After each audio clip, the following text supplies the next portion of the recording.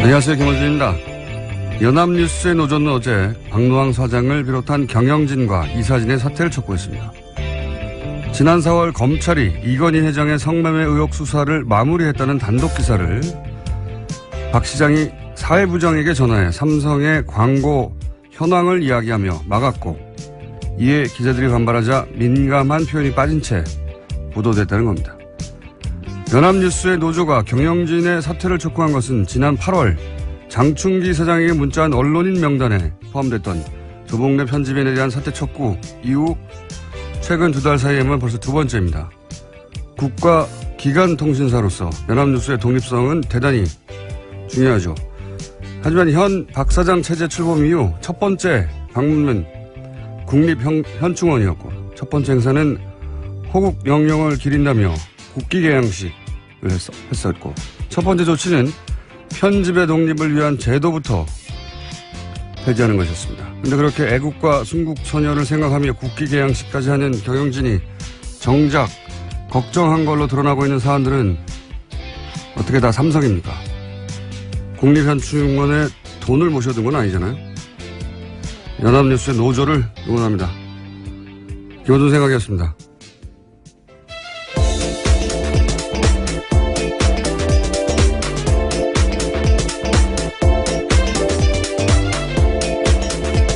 시사인의 김은지입니다.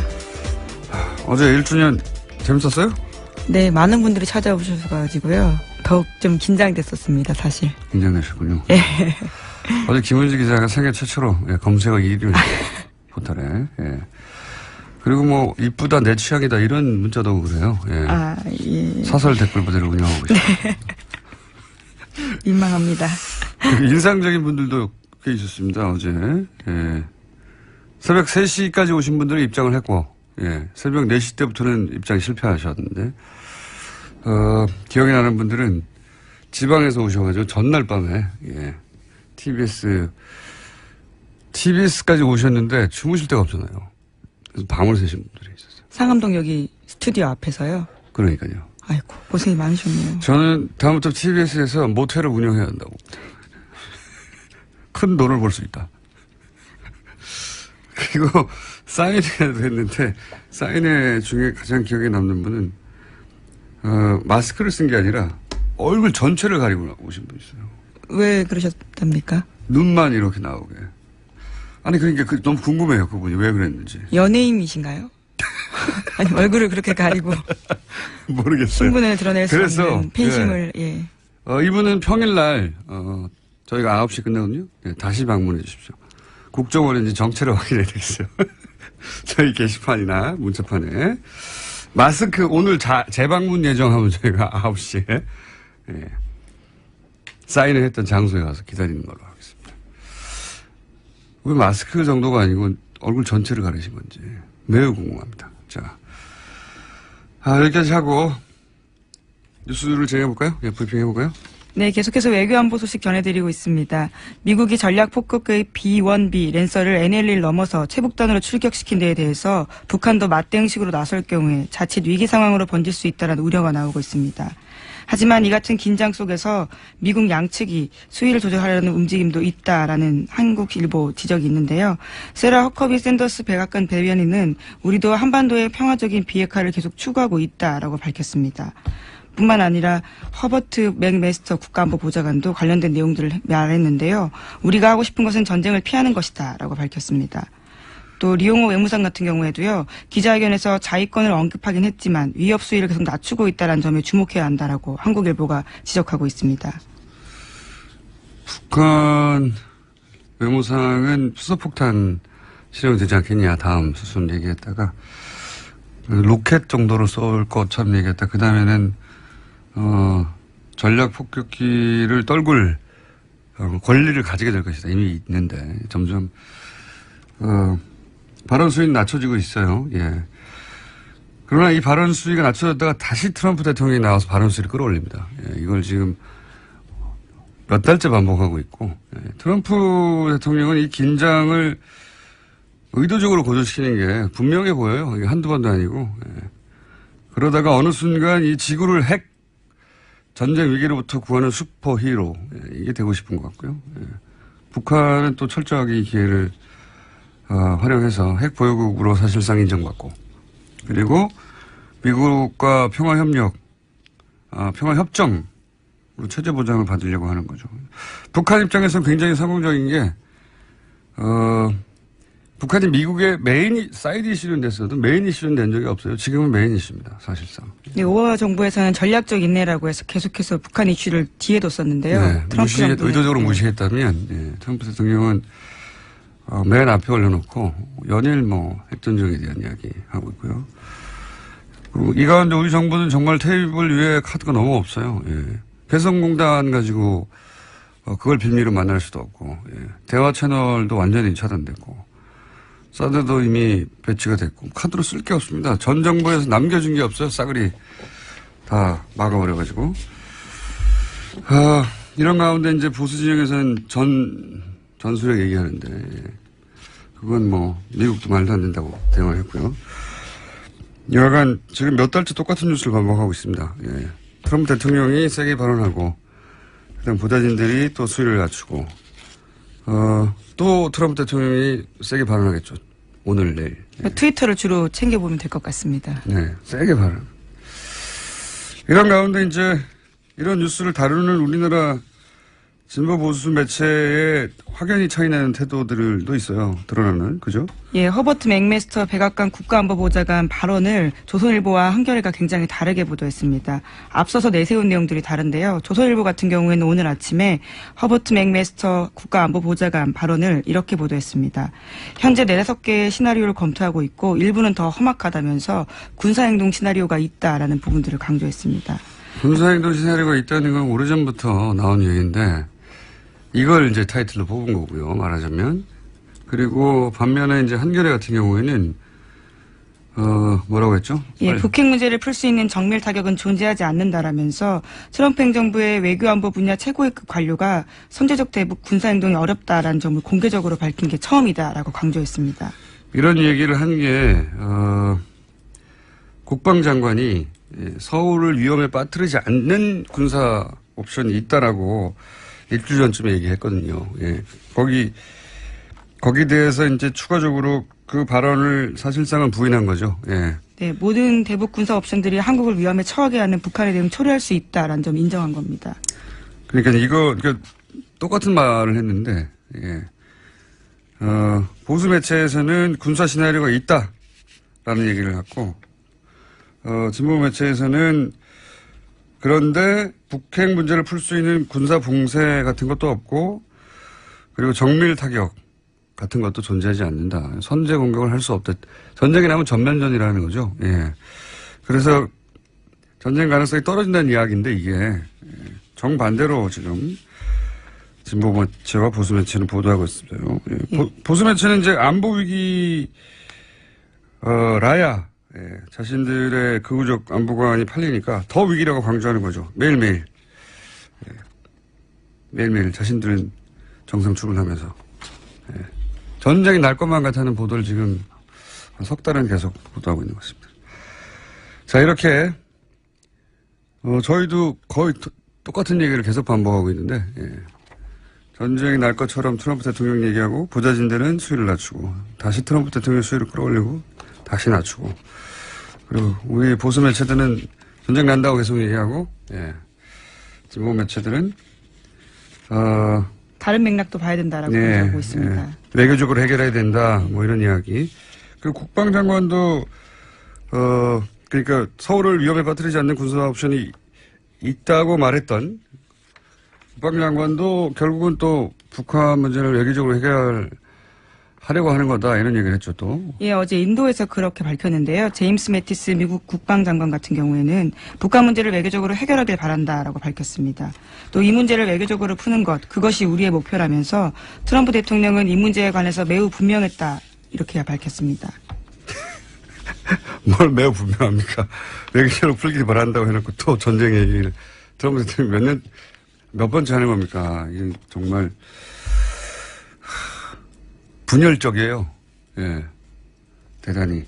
자, 한 달 전에 뉴스 브리핑을 똑같이 갖다 둬도 똑같은 해설이 될 만한 상황도 계속 벌어지고 있습니다. 자, 다음 뉴스는요. 네, 박근혜 정부의 화이트리스트와 관련된 보도도 있습니다. 검찰이 본격적으로 이와 관련된 수사에 나섰다라는 건데요. 어제는 관제 데모를 벌인 혐의를 받는 단체를 동시에 압수수색했습니다. 그중에서 신보라 자유한국당 의원이 대표로 지냈던 청년이 만드는 세상이란 단체가 포함돼 있어서 눈길을 끌고 있습니다. 여러 번 얘기했지만 저희도 이번에는 이제 블랙리스트가 아니라 지원하는 단체죠. 돈을 주고 지원한 단체들. 거기 포함된 단체들이 이 단체들이 결국은 박근혜 정부 시절 내내 소위 박근혜 정부 관제 데모라고 불릴 만한 아스팔트에 나와서 이제 데모를 했던 그리고 결국은 이 단체들이 이제 태극기 집회를 만드는 단체들인데 거기에 이제 돈을 줬다는 거죠. 지원을 했다는 거고 그 단체의 대표였던 신보라 의원 관계가 밝혀진 것이고 청년, 자유, 미래, 북한 이런 거 붙은 단체들은 대부분 그렇게 생각하시면 됩니다. 네, 이번에 압수수색 대상에도 시대정신, 북한민주화 네트워크, 청년이 만드는 세상 이런 단체들이 들어가 있습니다. 자유도 잘 붙어요. 예, 앞에다. 여하간 이런 블랙리스트도 밝혀지고 있습니다. 자, 다음 뉴스는요. 네, 또 어제 미디어워치와 관련된 내용들도 말씀드린 적이 있는데요. 관련된 문건들이 또 나왔습니다. 국정원 적폐청산 TF가 확보한 2009년 국정원 문건 내용입니다. 이명박 정부의 국정원에서 심리전단에 이런 내용이 있었는데요. 미디어워치의 구독자 수 확대가 심리전단의 주요한 사업 성과라는 겁니다. 그래서 국정원이 미디어워치의 발간 및 구독을 지원하고 우파 매체 지위 향상에 성과를 냈다라고 썼습니다. 이게 이제 사업의 성과라고 한다면 미디어워치 자체가 본인들의 사업으로 인식한 거죠. 예. 기본적으로 국정원은 변희재 씨의 미디어워치를 자신들의 사업으로 인식하였다. 그렇지 않고서야 어떻게 자신들의 사업 성과에 포함시킵니까, 이거를. 네, 계속해서 구독자 수가 확대되도록 지원하겠다라는 내부 문건 내용도 있습니다. 변희재 씨는 전면적으로 부인하는 것으로 국정과의 관계를 얘기하고 있는 걸로 아는데. 네, 이슈에 따라서 구독자 수가 10,000명까지 높아졌지 자연적으로 증가한 거다라고 주장하고 있습니다. 예, 아마도 이제 본인은 몰랐다고 가겠죠. 예. 여하간 분명한 것은 국정원, 이게 이제 딴 데서 나온 게 아니고 국정원 내부 문건으로 나온 겁니다. 국정원 내부에서 지원했다고 나오는 건데 자꾸 아니라고 하고 있는 거죠. 예. 자, 관련해서는 할 말이 많지만 오늘 여기까지 하겠습니다. 네, 요 이야기는. 제목 정도 정리하고 넘어가죠, 오늘은. 오늘은 네. 왜냐면은 옆에 지금 최다 출연자가 앉아가지고 자기 차례가 언제 돌아오나 기다리고 있거든요. 예. 네, 어제 박근혜 전 대통령의 재판이 시작되자마자 검찰이 박 전 대통령에 대한 추가 구속영장 발부를 재판부에 요청했습니다. 관련된 결과는요, 다음 달 10일에 나오게 됩니다. 당연히 연장해야죠. 예. SK, 롯데 등등. 여기는 삼성 때문에 수사도 시작도 못하고 특검이 끝났잖아요. 예. 그리고 이명박 전 대통령 테니스 얘기도 나오고 있더라고요. 네, 기무사에서 테니스를 쳤는데요. 관련된 요건이 없습니다. 자신들은 전직 대통령 예우에 따라서 한 거라고 하지만요. 관련된 법에는 군부대 시설 이용할 권리가 명시되어 있지 않습니다. 민간인인데 당연히 군부대 시설을 이용할 수가 없죠. 전직 대통령 예우라고 하는데 예우에 대한 법률에도 이런 게 없어요. 그러니까 그냥 자기들이 예우를 만들어낸 거예요. 왜? 테니스 치고 싶으니까. 네, 이명박 전 대통령 같은 경우에는 전력들이 있는데요. 2006년 서울시장 재임할 때도 공짜로 테니스장 이용했었고요. 또 2013년에도 소위 황제 테니스 논란 일었었습니다.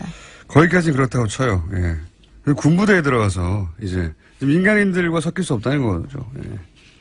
왜? 테니스 치고 싶으니까 몰래 아무도 안 보는 데서. 그러니까 대통령에 대한 예우라는 걸 스스로 만들어낸 겁니다. 이런 예우가 있는 게 아니고 법률에 있는 것도 아니고 다른 전직 대통령들이 한 것도 아니고. 자, 쿠르드는 93%가 찬성한 걸로 결론이 나왔네요. 예, 독립의 투표에 93% 찬성했다고 하는데요. 가집계 결과이고 공식 집계 결과는 오늘 오전 중으로 나올 겁니다. 알겠습니다. 오늘은 좀 짧게 여기까지. 어제 검색어 1위를 했던 세계 최초죠? 김은지 기자였습니다. 예, 감사합니다. 자, 바로 이어서 최다 출연자 옆에 조용히 앉아 계십니다. 예, 양원이 나오셨습니다. 아니, 그건 하지 말죠. 자기가 만든 것도 아니고, 다른 데서 쓰던 거를 갑자기 끌어다가. 듣고 보니까 좋더라고요. 예. 양언니. 예. 예, 안녕하세요. 양재루입니다. 몸과 마음이 순수한 양재루 변호사입니다. 예. 아니, 마음은 순수할 수 있다고 주장할 수 있는데, 몸은 순수하다는 게 어떤 뜻입니까? 알코올로 자주 세척을 하고 있습니다. 깨끗합니다. 아주. 포럼, 네. 근데 뭐 얘기는 하지 말자. 갑자기 이명박 전 대통령 궁금해진 게 옆에 쓰다가 테니스는 혼자 치는 게 아니잖아요. 다른 사람들도 같이 데리고 들어간 거죠. 그럼 그거는 전직 대통령이라고 끌어다 쓸 수 있는 게 전혀 아닌데. 아니, 전직 대통령도 거기 들어갈 수가 없고요. 물론 그렇긴 하죠. 네. 예, 물론 그렇긴 한데. 대통령 관련해서는 처우에 관한 것들이에요, 다. 네, 대부분 차를 어떻게 하고. 신변보호라든가 뭐, 예. 사무실 운영이라든가 경호를 비서관 어떻게 하고, 뭐 이런 거 제공한다는 이야기밖에 없죠. 테니스를 더구나 기무사에 들어가서 마음대로 칠 수 있다 이런 거 없어요. 예. 아, 신기하네. 예. 제가 원래 할 얘기는 그 얘기는 아니었죠. 오늘 뭐 때문에 나오셨죠? 부르셨잖아요. 오늘 원래 쉬게 해준다고 해놓고 김광석 씨 사망 예, 사건 맞아요. 때문에. 예. 그게 이제 어떻게 되는 겁니까? 김광석 씨. 전 부인 서예순 씨가 인터뷰를 하는 바람에 오히려 더 뭐 의혹을 많이 불러일으키고 있는데 결국에는 저기 이제 어제 인터뷰를 했던 방송국에서 딸 서연 양 이제 응급 진료 기록까지 다 공개를 했더라고요. 발표를 했는데 폐렴으로 사망한 거는 진료 기록상에 맞다. 근데 2016년 12월 23일 날 이미 새벽 6시에 심장이나 맥박이 없고 의식도 없는 상태로 사망한 상태로였다라는 거 사실 나왔었고 그리고 사흘 전쯤에 감기약 처방을 받은 것도 맞다. 그러면 이제 결국에는 이제 서해숙 씨에 대해서는 그 김광석 씨의 형님이 소송사기하고 유기치사 두 가지로 고발을 하는 상태거든요. 그 두 가지를 밝히기 위해서 처음부터 그러면 유기치사라는 게 생명을 돌볼 그런 법적인 의무가 있는 친권자가 그 일을 제대로 안 한 채 방치를 했기 때문에 아이가 죽었다. 이런 걸 밝혀내야 되는 3일 만에 거거든요. 급성폐렴으로 사실상 사망한 채 왔다고 하는데 제가 그렇죠. 듣기로는 굉장히 이례적인 거예요. 전문 의료인들은 그런 사망할 정도라면 진작에 병원에 왔어야 되는데 뭐 이렇게 2007년도 같은 경우가 아주 대한민국의 의료기술이 떨어졌던 상황도 아니었기 때문에 아마 이 사건을 접수한 경찰에서는 아이 상태에 관해서 의료 기록 같은 것들 혹은 이제 응급 출동하게 되면 당장 기록을 남기잖아요. 그런 것부터 1차적으로 검토를 하고 뭐 언론에서는 이웃 사람들의 증언에서 아이가 많이 아팠었는데 치료가 제대로 이루어진 것 같지 않다라는 증언도 나오고 있는데 법적인 요력까지 인정받기는 어려웠고요. 그런 부분들이 간접적인 추정이고. 그거는 이제 사실은 부모가 아이가 사망에 이를 의사를 가지고 일부러 방치했다가 입증돼야 되잖아요. 그러니까 굉장히 어렵죠. 근데 한 가지 이제 조금 마음에 걸리는 부분은 아이가 가부키 증후군을 앓고 있었다고 알려졌거든요. 장애가 있었는데 이 가부키 증후군이라는 게 DNA 이상으로 뭐 신체나 얼굴 같은 부분이 특히 가부키 화장을 한 것처럼 좀 안 좋아 보인다. 그래서 나온 건데 이게 정신 발달이나 이런 부분도 영향을 주지만 가장 대표적인 게 면역력이 굉장히 안 좋다라는 거예요. 그런 면에서 급성폐렴일 수도 있다라는 거고 제가 어제 급하게 구글링을 좀 해보니까 실제 드물긴 하지만 폐렴 때문에 죽음에 이르는 사례 같은 것들도 있다고 외국 사례 같은 건 소개가 되더라고요. 그러면 뭐 서혜순 씨 같은 경우 인터뷰를 하는 과정에서도 이 가부키 증후군 때문에 아이 치료에 굉장히 어려웠다. 애를 많이 썼다. 돈을 많이 썼다고 표현을 하는 바람에 굉장히 또 비난도 많이 받았는데 그랬다는 건 잘 알고 있었다는 거잖아요. 경황이 없었다고 주로 주로 경황이 없었다고 얘기를 하고 있지만 사흘이라는 시간 간격이 있었고 감기약을 처방받은 게 사흘 전이었으니까 그 전에 우리 병원 가면 그런 얘기 하죠. 혹시 뭐 앓고 있는 병이라든가 복용하시는 약 같은 거 있으십니까? 이런 걸 기본적으로 물어보잖아요. 그런 기록들이 병원에도 남아있고 아이가 가부키 증후군이라는 것까지 고려를 해서 치료가 된 건지 이런 것들도 아마 들여다볼 필요가 있을 겁니다. 네, 지금 말씀하신 거는 이제 법률가가 아니라 의료인이 나와서 해야 되는 얘기인데 예. 아니 이런 정도는 법률가로서 할 수 있는 얘기예요. 법률가로서 할 수 있는 얘기를 해주세요. 그러니까 이런 걸 검토를 해야 된다는 본인이 의료에 대해서 뭘 한다고 지금 이렇게 길게 저희 집안이 3대가 한의사 집안이에요. 왜 이러세요? 어렸을 때부터 보험 들은 게 있는데. 자, 순수하게 그런 법적인 부분. 그러니까 법적인 부분 얘기해 주세요. 소송사기 부분이 듣다 보니까 화가 날라고. 왜? 화를 내실 것까지는 없으시죠. 아니, 이 인터뷰 자체도 많은 분들을 화나게 한 인터뷰이긴 그렇죠. 했습니다. 예, 제 주에서의 인터뷰. 소송사기 부분이 조금 이제 여러 군데 보도가 됐었는데 조금 혼선이 있는 것 같아서 정리를 좀 드려야 될 것 같은 게 왜 이게 문제가 됐냐면 김광석 씨가 생전에 자신의 음반에 관한 권리를 이제 자기 아버님한테 넘겼어요. 네. 여러 가지 이유로 인해서. 근데 그 아버님이 그 중에서 4개에 관한 권리는 서현양한테 주겠다고 한 겁니다. 네. 그랬다가 이제 일부 약간 문제가 생긴 게 또 이 아버님께서 다시 이거를 이제 자기 아내하고 딸에게 주겠다라고 하는 바람에 문제가 생겼는데 네. 그것 때문에 소송이 붙은 거죠. 예. 그래서 서현양 그리고 이제 서예순 씨, 서현양의 어머니 서예순 씨 그리고 이제 시어머니 쪽하고 소송이 된 거예요. 시어머니 쪽이 원고가 돼서. 예. 그래서 다툼이 있다가 2016년 10월에 항소심이 끝이 나고 그때 대법원으로 올라가요.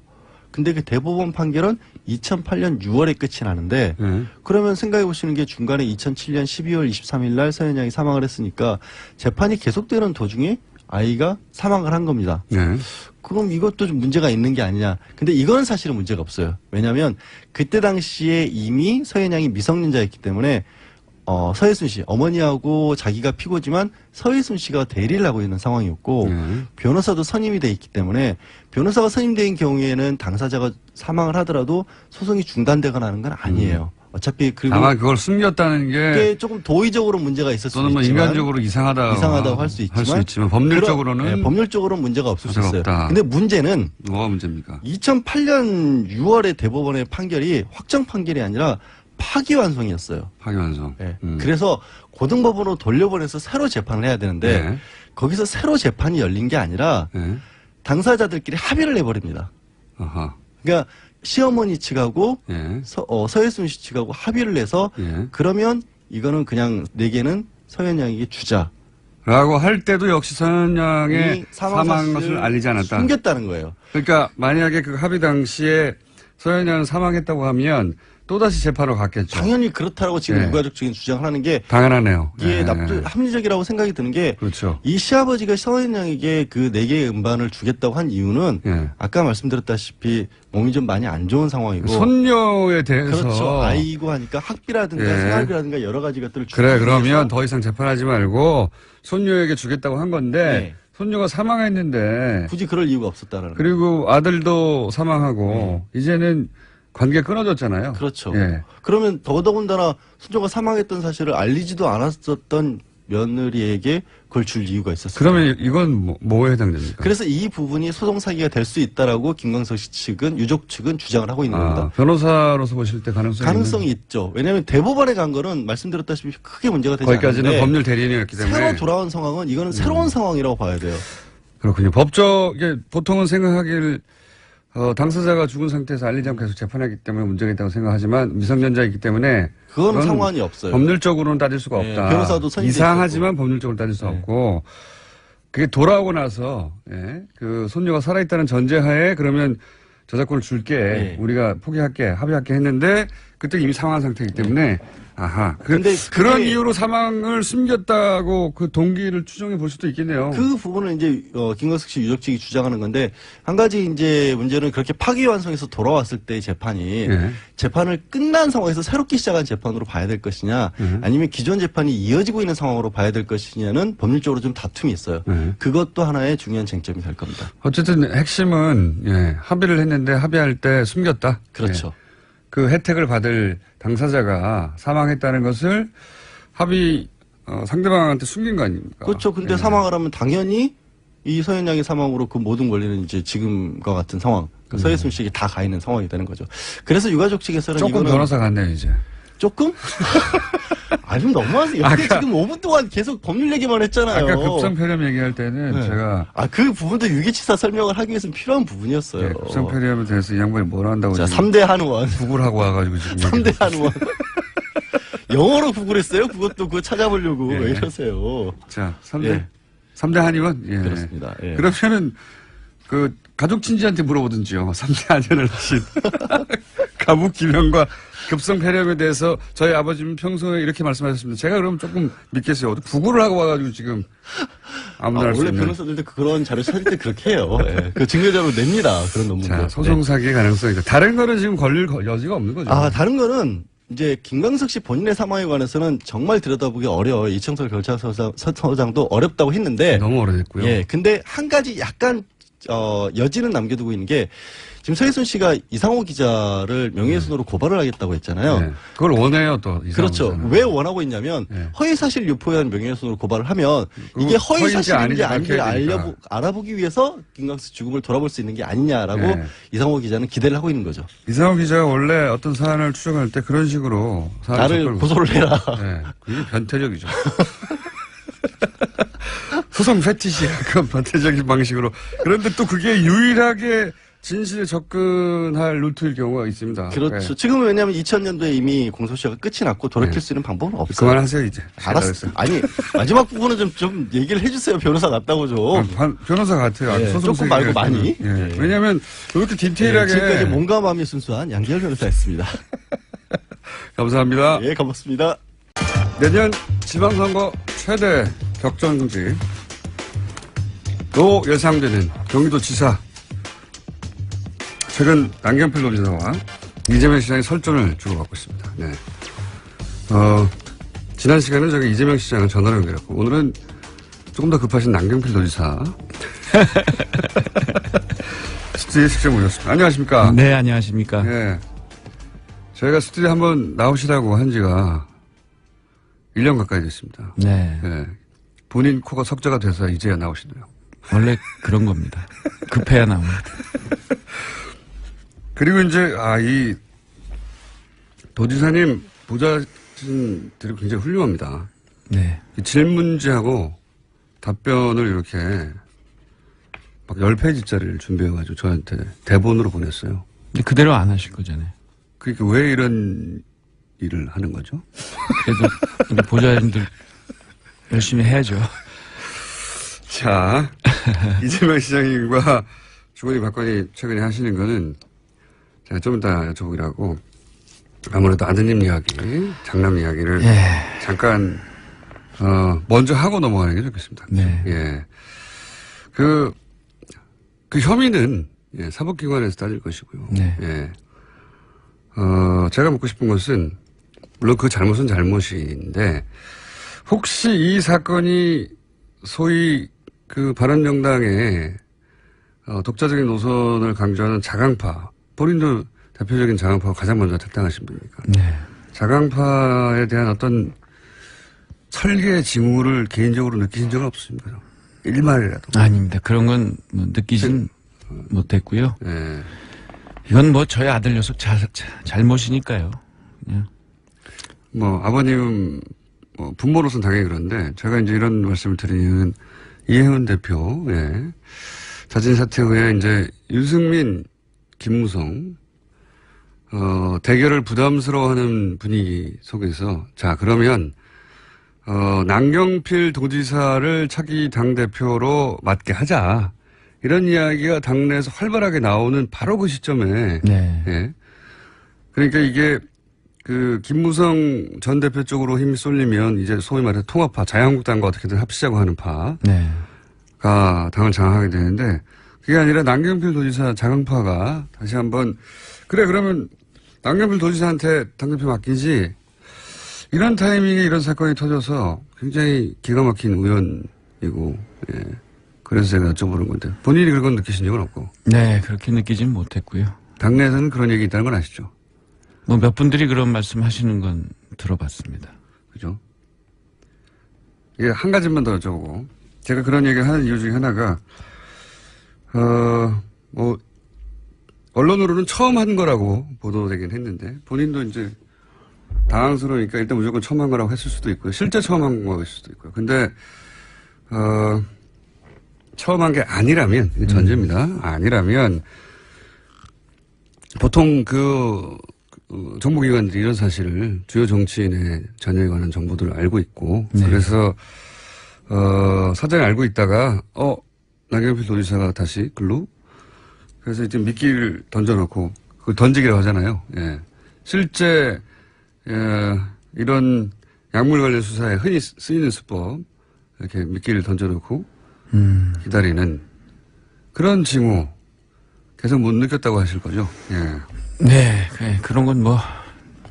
그러니까 본인 부모님으로 당사자라서 그런 냄새가 난다고 하면 아드님 문제를 물타기 하는 거라고 예, 공격을 받으실 수 있기 때문에 조심스러운 것 같은데 조금만 찜찜하시죠. 그냥 그러니까 이 일로 제일 중요한 건 저희 아이가 다시는 이런 일을 안 저지르는 거기 때문에 예.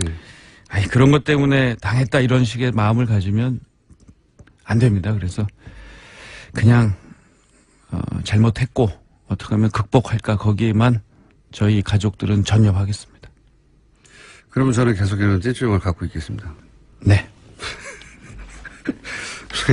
이야기는 본인이 하시기 어려울 줄 알면서도 제가 굳이 꼭 물어봤습니다. 근데 이제 어쨌든 결과적으로 네. 이혜원 대표하고 도지사님 연속으로 이렇게 소위 통합파가 위축되는 사건들이 벌어지다 보니 네. 자강파가 소위 통합파가 조금 더 자신 있게 통합에 대해서 얘기하는 건 사실 아닙니까 당내에서? 그러게요. 뭐 그렇다고 뭐 저희 아이 사건을 거기다가 연결시키는 거는 그건 제가 하기로 하고요. 네. 네. 도지사님 보기에 그러면 통합의 가능성은 얼마나? 지금 아직까지는 모르겠어요. 그거는 제가 지난번에 의총 때 가서 보니까 네. 비공개 의총 때 네.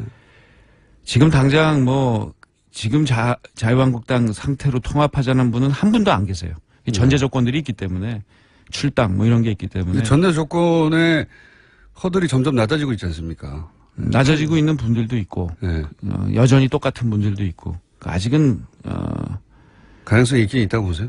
가능성은 있죠. 정치는 뭐 늘 가능성이 열려 있기 때문에 그런 가능성 말고 실제 이루어질 만한 가능성. 필요성을 점점 느끼겠죠. 자유한국당과 통합파 사이에. 그렇죠. 네. 또 한편으로는 국민의당하고 연대하자는 쪽도 움직일 거고요. 국민의당과 연대하는 쪽과 연대하는 파와 자유한국당과 통합하자는 파는 겹치지 않죠. 거의. 거의 겹치지 않죠. 그죠. 네. 자강파는 오히려 국민의당과 연대해서 어떤 중도 통합을 얘기하는 것이고, 그죠? 네. 예. 그리고 통합파는 보수 대통합 다시 그렇죠. 얘기하는 것이고, 예. 어느 쪽에 더 가능성이 높습니까? 둘 중에 하나만 고르라고 하면? 잘 모르겠어요, 지금. 다음에 왜 나오셨어요, 여기에? 불러주시면 그때 얘기할게요.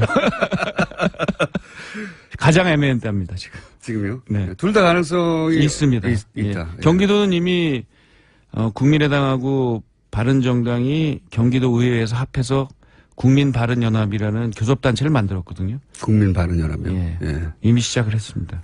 이름은 바꾸시는 게 좋을 것 같아요. 그래도 바른국민연합보단 낫다고 생각했습니다. 국바연합이라든지. 너무 깁니다. 국밥연합이요? 어쨌든 양자가 팽팽한 상태입니까, 아직은? 힘의 균형이 어느 한쪽으로. 네, 그런 것 같습니다, 지금 상태로. 그럼 당대표는 누가 됩니까, 차기? 그것도 모르겠어요, 지금요. 아시는 게 뭔가요? 없어요. 저는 요새 저희 아들 녀석 문제하고 청년 문제.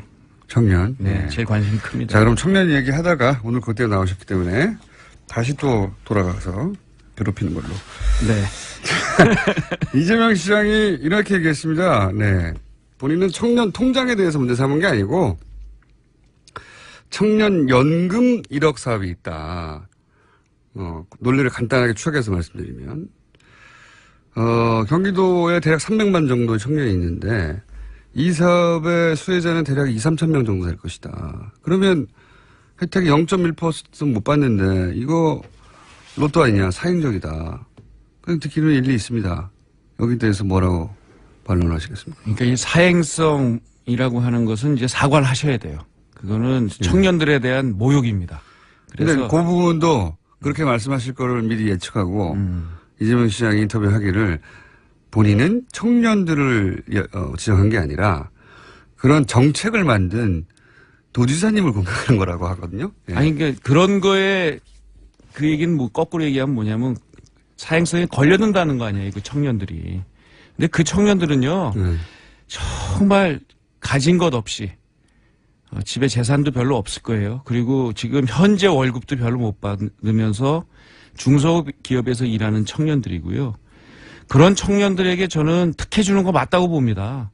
특혜 줘야죠. 그리고 10년 정도 열심히 일해서 자기가 30만 원씩 매달 붓는데 그걸 1억을 자산을 모으는 거를 그게 마치 로또라고 얘기하면 우리 기성세대가 청년들에게 그 정도 해줘야 되는 거 아니에요? 저는 그래서 이거를 뭐 사행성 로또 특혜라고 얘기하는 그것에 대해서는 분노가입니다.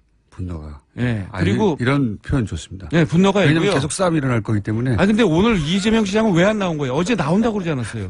어제 저희가 네. 너무 급하게 예. 1주년 때 두 분을 이렇게 빅매치를 시켜보려고 했는데 네. 역시 더 급한. 새벽에 뭐가 그렇게 급한 게 있어? 아니, 제 말은 도지사님은 예. 지금 마음이 급하다 보니까 나온다고 하셨는데. 예. 근데 이렇게 서로 주장이 엇갈릴 때는 이재명 시장이 나는 좀 천천히 해도 돼. 그거야 뭐.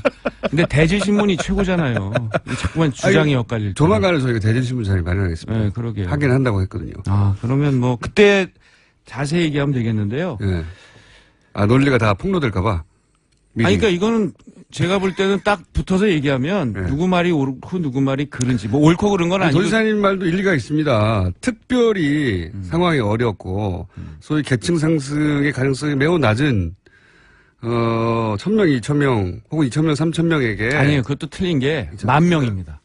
그것도 10,000명. 10,000명이고요. 10,000명한테 1억씩 주려면 그게 얼마나 됩니까? 저희가 정책이 세 가지인데요. 예. 1억 청년연금은 10,000명. 네. 그다음에 매달 30만 원씩 지원해드리는 마이스터 통장. 이거는 제조업만 해당이 되는데 이건 2만 명. 예. 그리고 복지 포인트는 10만 명이라서 13만 명이 대상이고요.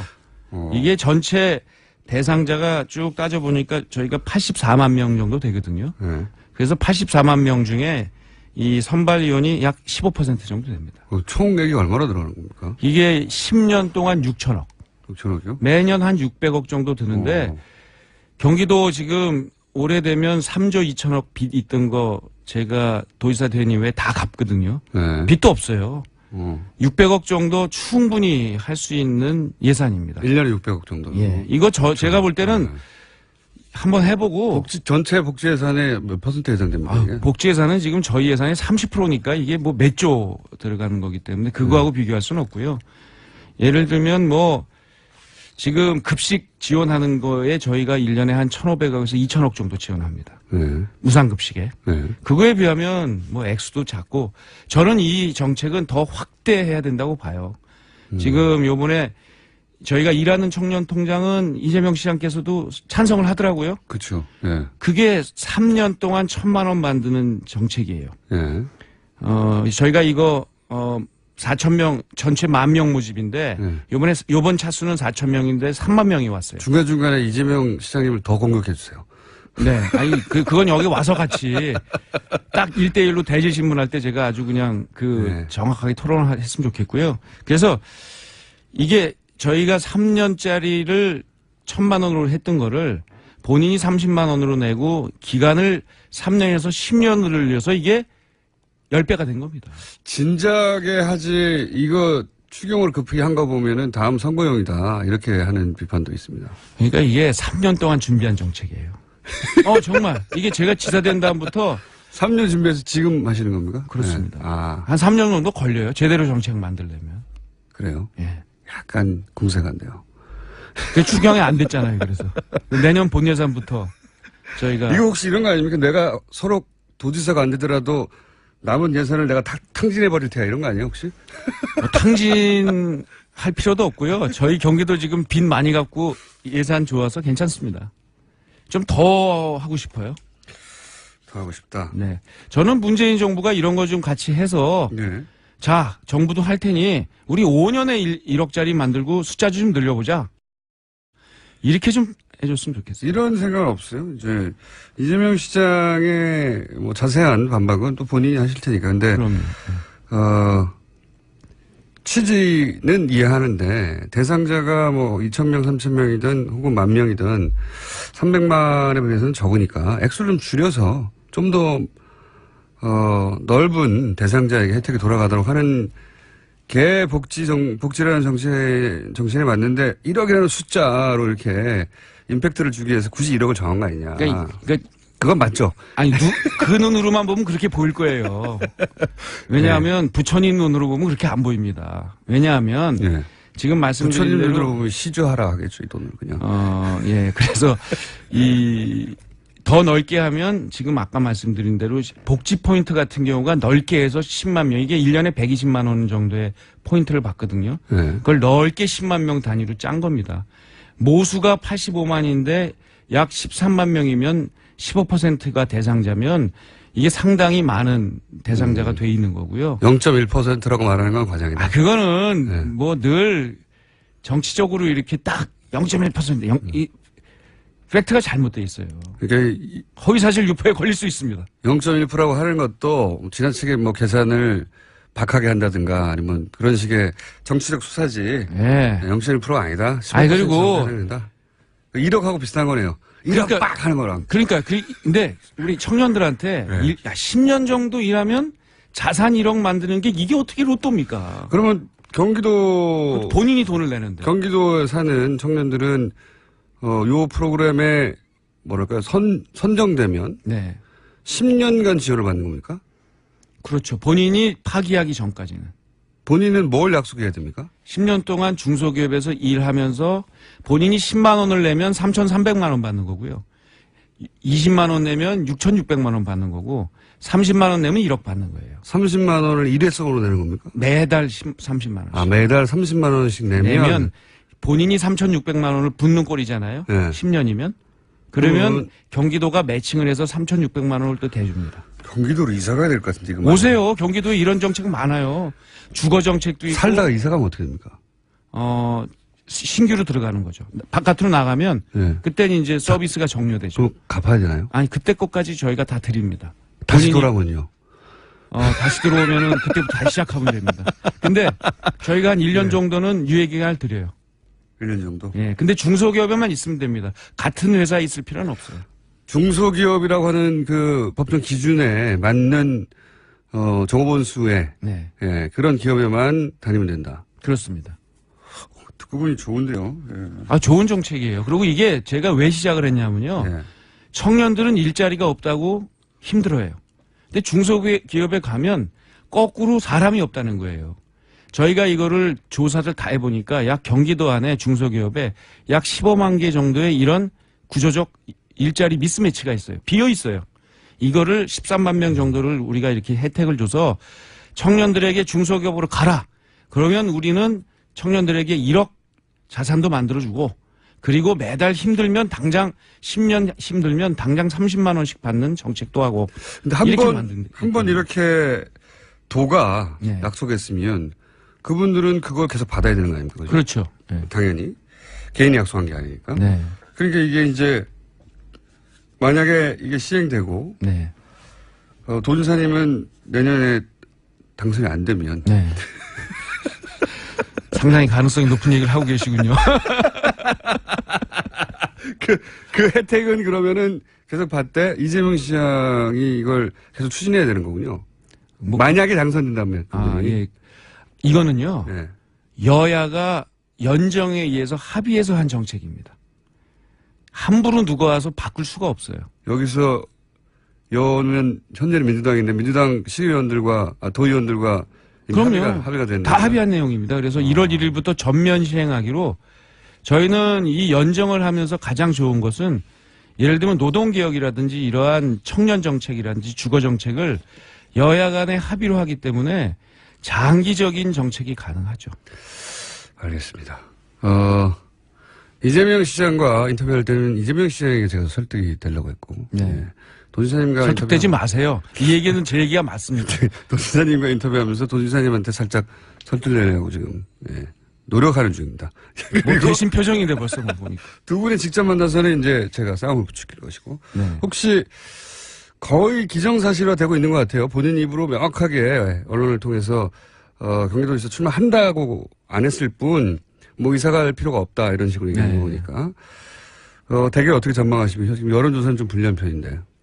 저는 아주 즐거운 마음으로 기대합니다. 왜냐하면 이렇게 요번에도 보면 이 정책적인 색깔의 차이가 분명하잖아요. 그렇죠. 예, 확실히. 그래서 저는 이 정책 대결로 이 선거가 대결이 이루어진다면 거기도 뭐 예선전 치열하게 치러야 될 것 같은데 예.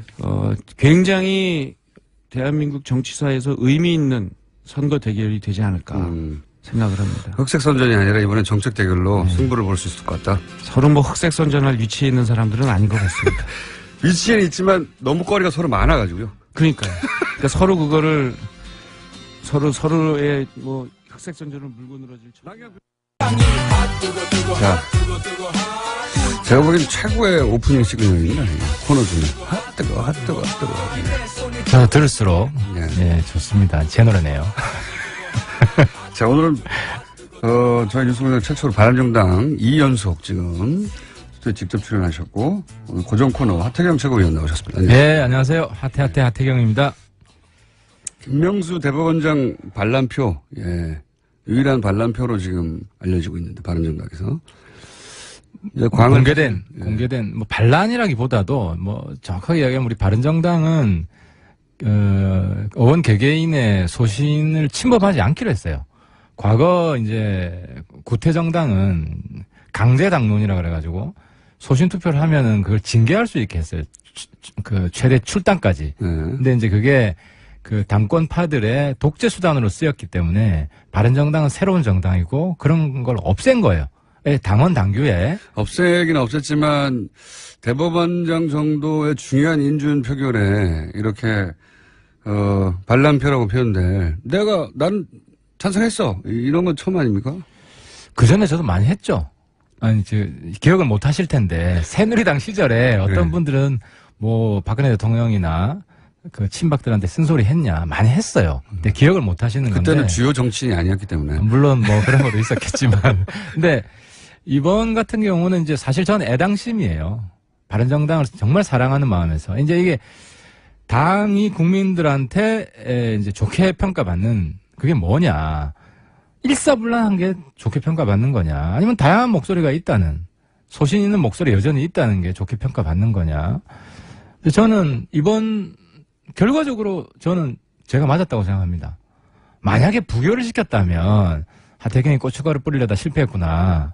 이래 되는 거죠. 근데 결국 가결이 됐잖아요. 가결이 됐고 지금 김명수 후보자는 이제 대법원장입니다. 대법원장이 됐죠. 예. 대법원장이 됐는데 이제 결정적인 차이가 이런 거였어요. 진보 대법관 맞아요. 코드 인사 맞을 수 있어요. 아니 그러면 진보 정권에서 진보 인사 하는 게 그런 기득권은 인정을 해주는 게 이게 신사적인 정치지 상생하는 정치지. 진보 정권에서 전부 다 보수 인사 뽑으면 아니 보수 인사 해줘도 또 잘랐잖아. 지난번 누구예요? 벤처 중소벤처기업 박성진. 그건 민주당에서 사실 자른 거지만. 근데 이런 식으로 진보 인사는 코드 인사라 자르고 보수 인사는 왜 그런 사람을 거기 박냐 해서 이질적이라 자르고 그럼 어떻게 협치를 합니까? 그러니까 적어도 야당이라도 국가를 생각해야 된다. 지금 거의 전쟁 위기까지 가는데 이런 데 있어서 치명적인 약점이나 반대 요인이 없으면 협력을 해야죠. 국정 발목 잡으면 안 되죠. 잘하셨고요. 잘하셨고 그리고 주호영 원내대표는 거기에 대해서 이제 뭐 여러 가지 타박을 하시긴 하시더라고요. 당연히 그렇겠죠. 본인이 화가 나죠. 이제 원내대표로 자기가 책임이 있는데 당론을 정했는데. 근데 이제 본인 입장에 따라 봐주길 바랬고. 근데 뭐 주호영 대표 잘 알아요. 제 정치적 기질이나 소신으로 뭐 확실히 서면 잘 안 따른다는 것도 알고 계시고. 저는 또 하태경은 그렇다. 물론 타협할 때 합니다. 타협할 때 하지만은 이번 건은 제가 계속 강조해서 말씀드렸어요. 제가 반대할 결정적 몽부를 못 찾겠다. 주 대표 이야기하는 것도 진짜 계속 살펴봤어요. 그래서 주 대표는 뭐 약간 뭐 갈등이 있었는데 뭐 그 다음 날 뭐 쿨하게 풀었습니다. 알겠습니다. 여기까지는 광을 잘 파신 거고요. 그리고 또 한 가지 이제 요 김명수 대법원장 인준 표결 가지고 얘기가 항상 나오는 게 좀 지나긴 했지만 그 이후로 처음 나오신 거니까. 그럼 반면에 안철수 대표는 왜 끝까지 입장 표명을 안 했느냐. 당론을 정하는 것까지는 안 가더라도 당시 국민의당 내부에서 약 한 뭐 7대3 정도 지금 표결 결과를 보면 이미 이제 표결해서 인준으로 넘어간 것 같은데 그래서 아마 박지원 원내대표, 전 대표가 전날 자, 입장 표명하자라고 얘기했고 그 자리에서는 그러자라고 했던 걸로 제가 전해 들었는데 그 다음날 또 바뀌었어요. 왜 끝까지 안 했을까요? 그러니까 우리 공장장님 표현대로 예. 광팔 찬스에 피박 쓴 거지. 독박 쓴 거죠. 그러니까 이제 왜 그랬을까요? 예. 안 대표가 이제 전체 정치판을 잃는 시야가 아직 좀 부족한 것 같고요. 아직은. 예, 그리고 대통령과 경쟁의식이 여전히 좀 있는 것 같아요. 그래서. 경쟁의식이 많이 있는 것 같습니다. 예. 그게 좀, 이게 어떻게 보면 뭐 공적 감정보다 사적 감정이에요. 예, 옛날에 이제 후보로서. 그리고 그 이전에 같이 함께 당을 했을 때 갈등 관계. 그래서 여전히 좀 뒤끝이 있는 것 같고. 근데 물론 이제 저보다, 정치력을 더 발휘해야 되는 분이기 때문에, 저도 정치 길게 하지 않았지만, 저도 뭐 주호영 대표랑 저런 상황에서는 뭐 당 같이 못할 사람이다. 그럼 개인적으로 기분이 나쁘죠. 좋지 않지 않습니까? 하지만 이런 거 쿨하게 풀어야 돼요. 사적 감정을 다 털어내고 찌꺼기를 남겨두려고 노력을 하면 안 돼요. 그래서 안 대표한테 좀 대의를 보고 크게 보고 그리고 지금 같은 경우는 정치적으로 자기가 부각될 수 있는 절호의 찬스거든요. 굉장한 찬스였죠, 그렇죠. 사실. 근데 저 같았으면 그랬겠어요. 나는 찬성이다. 하지만 우리도 뭐 과거 정당처럼 당론을 강조하지는 않겠다. 제 의견을 참고해서 자율투표해라. 올해 그 안철수 대표에게 온 최고의 찬스였던 것 같은데 정치적으로는. 그렇죠. 이번 정부 출범이면 최고의 찬스였던 것 같은데 거의 다 된 밥상이었는데 왜 그랬는지. 그리고 또 그게 작용해요. 이제 김성식 의원은 김명수 후보 대법원장 개인적으로 알잖아요. 이게 크게 작용하거든요. 실제로 한국당에도 찬성표 있었어요. 한국당에 있었을 것이다. 있었어요. 제가 뭐 사실상 확인을 했는데. 아, 그래요? 예, 누군지 밝힐 수는 몇 없지만. 명 정도나 됩니까? 뭐, 1명 이상. 딱 한 명. 예. 근데 이제 안철수 대표도 만약 김명수 부장 개인적으로 알고 저 사람 괜찮은 사람이다. 동아일보 칼럼에도 괜찮은 사람이다는 글이 나왔어요. 저도 그 영향도 많이 받고 인사했을 때는 전 주변 사람들한테 물어봐요. 저 사람 어떤 사람이냐. 그게 굉장히 가장 좋은 평가의 잣대가 됩니다. 사실 사람이 하는 거니까요. 그렇습니다. 예. 그래서 뭐 대체로 인간적으로 좋은 평이 나오고 근데 안 대표가 동문회 별로 안 친하다 그러더라고. 동문회 잘 안 나가고. 그래서 동문회나 좀 물어보면 금방 크로스 체크가 될 텐데 그런 점이 조금 아쉬워요. 안 대표 지금 행보는 사실 좀 전국을 돌면서 여러 가지 유세에 가까운 행보를 펼치시는데 올해 12월에 대선이 없다는 걸 좀 주변에서 알려드려야 될 것 같아요. 대선은 올해 이미 끝났다. 그 중요한 이야기입니다. 내년 지방선거는 당의 지지율을 올려야 됩니다. 지금 본인은 지금 주가가 많이 하락했어요. 그러기 위해서는 좀 쿨한 정치 모습을 보여줘야 되고 끌어안는 정치를 해야 됩니다. 찬스였는데. 근데 국민의당 얘기를 조금 길게 했던 이유는 국민의당하고 지금 국민통합포럼인가요? 예, 국민통합포럼 시작했습니다. 이름 좀 바꾸세요. 맨날 통합 어쩌고 이거밖에. 그래서 이게 언제적 있었던 것 같은데 이런 데자뷰가 자꾸 느껴져요. 그죠? 아, 비슷하네요. 예. 근데 익숙한 게 또 좋은 장점도 있습니다. 국민 합치기라든가. 국민도 너무 식상해요. 시민 합치기라든가. 1+1. 1+1. 오늘 좀 되시네요. 오늘 멘트가. 그거 하지 않습니까? 그 가능성 있습니까? 지금은 신뢰 구축 단계예요. 이게 왜 이게 중요하냐면은 우리 대선 때 제가 해봤다 그랬잖아요. 근데 신뢰가 안 생기는 거예요. 자꾸 이 말 했다가 저 말 했다가. 서로 계산이 따로 있으니까요. 그때는. 그러니까 이게 한 번 이야기한 거는 실현이 되고 이러면서 신뢰가 쌓이는 건데 그래서 제 이야기 핵심은 그거예요. 신뢰가 형성되는 과정이 전제되지 않으면 뒤에는 아무것도 없다. 그리고 지금 단계는 뭐 한두 달 정도는 우리가 법안도 공동 발의하고 또 같이 추진을 하고 통과시키고 이런 신뢰 조성이 그래서 1단계다. 정책을 가지고 연대할 포인트를 찾자. 정책뿐만 아니라 뭐 다른 정치적인 것도 우리가 어디 뭐 같이 갈 수도 있고. 뭐 어디를 가시려고요? 뭐 다양한 뭐 안보시기니까 군부대를 같이 방문할 수도 있고. 같이. 뭐 그런 거를 좀 해서 우리가 거의 뭐 같은 동지들이구나. 이런 신뢰관계가 쌓이면 뭐든지 이야기가 가능하죠. 정치인들은 근데 그렇게 같이 가도 또 싸울 때가 되고 자기 이익이 결부되면 또 확 돌아서지 않습니까? 정치인들은 물론 치명 결정적 이익이 있으면 그렇죠. 그런데 국민의당이랑 바른정당은 지금 두 당, 양극단의 두 당의 적대적 동침을 막아야 되는 똑같은 이해관계가 있고요. 그러면 바른정당 내에서 소위 자강으로 분류되는 무슨 소리냐. 보수정당, 구태 보수정당으로 되돌아갈 수는 없다라고 하는 자강파 의원들과 국민의당에서도 또 보면 크게 나누면, 호남 계열과 안철수 계열, 뭐 이렇게 크게 여러 가지로 다르게 분류할 수도 있지만 나누자면 지금 호남 지역 의원들보다는 안철수계 의원에 가까운 분들이 이 포럼에 함께 하는 겁니까? 꼭 그렇지 않습니다. 꼭 그렇진 않아요? 국민의당 분들이 한 14분, 네. 우리가 한 10분? 네. 10분 정도 되는데, 황주홍 의원이나, 네. 안철수 대표한테 막 뭐라 했던, 네, 네, 네. 그리고 안철수 대표한테 정말 험한 말 했던 그 이상돈. 지금 다 들어와 있습니다. 네. 다 들어와 있어가지고, 뭐 꼭 친한 계열은. 비호남계라고도 구분할 수 없고, 친한계라고도 딱 구분할 수는 없네요. 예. 예, 그렇진 않습니다. 소위 중도. 예, 중도 성향입니다. 중도 통합이 필요하다고. 그렇습니다. 표현하는 분들. 중도 혁신 통합. 뭐 이런. 좋은 거 다 보지. 근데 확실히 정치는 너무 중도 혁신 발랄 통합 이런 걸로 중간중간에 뭔가 신선한 걸 좀 넣어주세요. 너무 식상해요.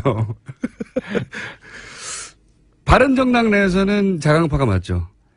바른정당 내에서는 대체로. 자강파와 실용파? 실용파. 이게 이제 실용파는 뭐냐면요. 네. 지역구마다 좀 달라요. 어떤 지역은 그러니까 내년 선거에 사당 체제로는 어렵다. 현실 정치인이라면 누구나 네. 그렇게 생각할 수 있잖아요. 그렇죠. 뭐 구청장도 어렵고 적어도 3명이 경쟁을 해야 되는데 네. 이 3명 경쟁 중에 한국당이랑 손잡는 게 유리하냐, 국민의당 손잡는 게 유리하냐, 개별 의원들로 보면 다 달라요. 그 지역마다 다르겠죠. 예, 예를 들어 TK 한국당이 손잡는 게 유리하죠. 그리고 경기도에도 TK보다 더한 지역이 있어요. 저기 휴전선 가까운 이런 데는. 네. 근데 서울 여기는 한국당을 손잡으면 불리해요. 네. 그래서 이제 이런 의원들의 이해가 지역구적 이해관계가 있고 또 의원들 개개인의 또 소신이 있어요. 성향. 예. 이제 약간 우파보다 중도에 가까운 분들이 있고 이게 막 섞여가지고 그래서 근데 결과적으로 3파전이 됐으면 좋겠다. 누구든지 모르지만 좀 잘 연대를 했으면 좋겠다. 이런 분들이 사실 다수예요. 실용. 예. 그걸 실용이라고 표현하시군요. 이기는 편 우리 편 이긴 거죠. 그렇습니다. 이럴 때서 그래서 강한 리더십이 필요하다. 소신을 가지고 밀어붙여야지 괜히 이쪽 하도 되는 거 아니냐 저쪽 하고 되는 거 아니냐 이런 식으로 애매한 스탠스 가지면은 망한다. 그래서 제가 계속 한국당 청산론, 한국당은 안 된다. 저긴 망해야 된다. 박살 내겠다. 강조하는 것도 입장을 분명히 해야 된다는 거예요. 이럴수록. 남경필 도지사 방금 전 시간에 왔다 가셨는데 통합파의 통합이 성공할 거 아니냐 자유한국당과 아니면 소위 자강파의 국민의당과의 연대론이 성공할 거 아니냐 어느 쪽이 가능성이 높냐니까 지금으로서는 반반인 것 같다라고 표현하시는데 남 지사님은 본인 예. 문제잖아. 그렇죠. 본인 문제잖아. 예. 남 지사님은 곧 지방선거 내년에 있으니까. 선거를 해야 되기 때문에 예. 한국당 지지표도 본인이 받아야 돼. 예. 그리고 중도표도 받아야 되고 그렇죠. 그렇게 다 받아도 지금 이길까 말까 한 상황에서 한쪽을 척지는 발언을 하기가 좀 어렵죠. 그러면 의원님이 보시겠네요. 근데 이제 문제는 한국당 합당파가 있어요. 이걸 네. 인정을 제가 했고. 근데 그쪽에서 강한 드라이브를 안 걸어요. 지금은. 그쵸. 예를 들어 강한 드라이브를 걸면은 그쪽에서 누구 출당시켜라. 이런 목소리가 나와야 될 거 아니에요. 예. 그래야 그게 수용이 되면 뭐 진도가 나갈 거 아닙니까? 근데 지금 그 합당의 우호적인 한국당 쪽 합당의 우호적인 우리 인사들 중에 뭐 그런 조건을 이야기하는 사람이 한 사람이라도 있습니까? 이제 때를 기다리겠죠. 그러면은 네. 지는 거예요. 그러면 제가 볼 때는 여기는 드라이브를 세게 걸었기 때문에. 우리는 드라이브를 걸고 있고 그쪽은 드라이브를 안 걸고 기다리잖아요. 제 생각에는 서청원, 최경환 출당 어려워요. 국민들이 지금 어느 시대인데 이미 유통기한 지난 박근혜 출당 카드 하나 가지고 그리고 서청원, 최경환 출당된다고 하더라도 그 3명 가지고 합당하는 거 박수 친다? 크게 변화가 있느냐. 그렇죠. 그러니까 자기 죽을 길을 가는 거예요. 그러니까 죽을 길을 못 가기 때문에 그분들이 전국을 주도하기는 저는 어렵다고 봅니다. 그럴 용기도 지금 있는지 잘 모르겠어요. 전망이 뭐 점점 바뀌어가겠죠. 상황에 따라서. 생각보다 힘이 셌다든가 만약에 나중에. 예, 그렇습니다. 문자가 하나 왔는데 저희 제작진이 뽑았는데 보통 이제 의원님이 나오시면은 대선 후보급으로 폭탄 문자가 쏟아지거든요. 예. 하태경 꺼져라 주로. 네, 참 이 정치가 신묘한 게 저는 이 자리에 나와서 사실 많이 싸우려고 그랬어요. 청취자분들하고 여러분들이 생각하는 것 저랑 다르고 제가 맞습니다 했는데 뭐 그 인위적으로 제가 뭐 그런 스탠스를 안 취하려고 하는 게 아닌데 저는 공장장님께서 굉장히 예술적으로 진행하는 것 같아요. 이슈를 청취자분들하고 쳐간지는 아티스틱합니다 저는. 제가 문자 하나 온 거 소개해드릴게요. 주로 이제 폭탄 문자가 한 뭐 500개 정도는 가뿐하게 오거든요. 예, 가뿐하게. 요즘 문자가 줄겠네요. 요즘 좀 욕하는 문자가 없어가지고. 심지어는 좀 전에 아까 이제 안철수 대표에 대해서 평하신 과정에서 이런 문자가 왔어요. 차라리 안철수보다 하태경을 대선에서 뽑을래요. 이런 문자는 상상할 수 없는 거거든요. 하태경 의원님이 출연하신 이후로 이런 문자는 상상할 수 없는 문자인데, 예. 물론 바로 위에 하태경 꺼져라도 있어요. 안 대표님 주가가 좀 떨어졌다. 제가 겸허하게 받아들이겠습니다. 하태경 꺼져라와 대선에서 뽑을래가 지금 같이 오고 있는 아노미 상태입니다. 지금 문자. 여러분 기대하십시오. 또 충돌할 때가 올 겁니다. 이건 어떻게 보십니까? 최근에 자유한국당 쪽에서 정진석 의원을 필두로 해서 정치보복이다. 노무현 대통령의 죽음을 자꾸 끄집어내잖아요. 의도적인 거라고 보는데 일단 어떻게 평가하십니까? 그 행위 자체. 기본적으로 똥볼 찬 거죠. 똥볼 찬 거라고. 왜냐하면 우리 저 동방예의지국이고 이거 부관 참시한 거잖아요. 그렇죠. 고인에 대해서 적어도 이제 돌아가신 분이고 전직 대통령 중에서 돌아가신 분인데 이 우리 국민 정서상 좌우를 떠나서 굉장히 극단적인 우파가 아니면 부관 참시라도 해라. 이런 사람 아니면 이거 수용하기 어려워요. 근데 왜 이렇게 그거를 몰라서 그랬다. 혹은 알지만 프레임을 짜기 위해서 그랬다. 그러니까 지금 한국당이 점점 극단화돼 가고 있는 경향이 있어요. 그래서 최근 인선도 그렇습니다. 그 주변 사람들이 이런 거 보면 잘했다고 박수 치는 거예요. 가까이 있는 분들이. 예. 그리고 주로 저한테도 카톡 문자 많이 오는데요. 지금 우파에서 카톡 문자 많이 보내는 층 굉장히 극우파예요. 예를 들어 이번에 디지털위원회 친박 이런 분들이 또 들어갔잖아요. 디지털위원회는 친박 중에서도 골수 친박이라고 할 수 있는 그렇죠. 아스팔트에 쓰던 분이죠. 그러니까 홍준표 대표도 지금 혼쭐을 놓고 있는 게 왼손으로 친박 청산 이야기하면서 오른손으로 친박 영입하는 거예요. 본인 왼손과 본인 오른손이 서로 악수를 안 해요. 손을 안 잡아요. 그러니까 왼손이 아니라 오른손이 모르게 하라. 그거는 친박으로 분류될 어떤 국민들 층도 여전히 거의 10% 가까이는 되기 때문에 그 층도 버릴 수 없어 그런 거 아닙니까? 그러니까 아무래도 이제 바른정당 뒤로는 잡고 있는 거 아니에요? 바른정당 합당보다도 대한애국당 제가 당명이 정확한지 모르겠는데 조원진 의원이 나와서 만든 당이 있어요. 거기랑 아마 먼저 합당이 되지 않을까. 합당돼도 의원 한 분이니까요. 그러면 진짜 골수 친박이 다시 들어가는 거니까. 지금 그러고 있잖아요. 골수 친박이 들어갔잖아요. 그런데 바른정당은 왜 이렇게 지지율이 안 올라가는 겁니까? 그래서 제가 전당대회 또 나가려고요. 이번엔 당대표가 목표입니까? 뭐 항상 지난번에도 목표였어요. 지난번에 목표였고 아슬아슬하게 목표였어요라고 말할 때 이렇게 애교를 피우십니까? 될 뻔했잖아. 그쵸? 사실 우리 당원 당규가 문제가 있는 게 1등 대표가 사퇴를 하면 2등이 승계라는 게 맞아요. 네, 맞는데 보통 그렇죠. 보통 다른 당은 그렇게 돼 있어요. 근데 이제 우리 당은 과거에 친박, 비박이 1등, 2등을 해서 비박이 대표가 되면 친박이 끌어내리려고 자기가 대표되기 위해서 그래서 1등에 대해 항상 싸운다. 이런 것 때문에 이제 원내대표가 이제 승계하도록 이렇게 해놨는데 당원 당규를 그거 굉장히 안타까워요. 근데 우리는 지금 작은 당이기 때문에 뭐 개파도 사실 없고 개파는 있죠. 아니 그 강력한 개파 없어요. 그 김무성 개파가 그렇게 김무성 개파 다 지금 한국당으로 들어가 있는데 뭐 지금 우리 당에는 그렇게 강력한 개파가 없고 유승민 대표는 개파 만든 사람도 아니고 그래서 아무튼 제가 이번에 당원 당규 좀 바꾸자. 2등이 승계하게. 내가 당대표 될 수 있다. 그러면 전당대 다시 할 필요도 없었어요. 그렇죠. 그러면 얼마나 편합니까? 돈을 이번에 또 돈 더 들거든요. 이게 정치인들이 훅 가는 이유가 내부 전당대 돈 때문에 그래요. 그래요? 그것 때문에 그래요. 그건 왜 그렇습니까? 왜 그러냐면 마련하느라고. 그렇지. 근데 그게 보존이 안 되거든. 그렇죠. 그건 보존이 안 되죠. 국회의원 선거는 보존이 되는데. 당내 근데 선거니까. 제가 지난번에 7천만 원 썼어요. 7천만 원이요? 굉장히 작게 쓴 기타금 4천만 원에. 뭐 문자비. 이게 왜 그렇게 작게 썼냐면 그 오프라인 그 투표가 없어졌어요. 다 모바일 투표로만 하니까 예. 문자 값이 많이 들어. 전화값. 예. 근데 또 이번에 또 하잖아. 7천만 원 또 써야 야, 돼. 또 세서 좀 할인 좀 해달라. 지난번에 좀 해달라. 아, 여기 청취자분들한테 후원금 좀 넣어주세요. 내가 이번에 좀 깨끗한 정치하려면 꼭 필요합니다. 또 7천만 원입니까? 근데 이번에는 우리 약식으로 해서 예. 그 기타금이 행사 비용이거든요. 예. 전국을 다니면서 대관을 해야 되고 이제 그런 비용이 그런 걸 어디서 마련합니까, 정치인들은? 후원금 걷죠. 후원금 걷어서. 이제 후원금 통장에서 나간 거예요. 네.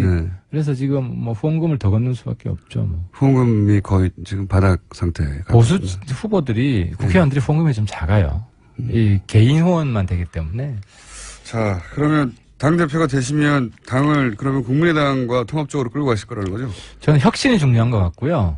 제가 이야기하는 혁신 대통합은 국민의당 혁신파, 우리 그리고 저기 한국당의 그나마 합리적인 분 이렇게 크게 하나로 합치자.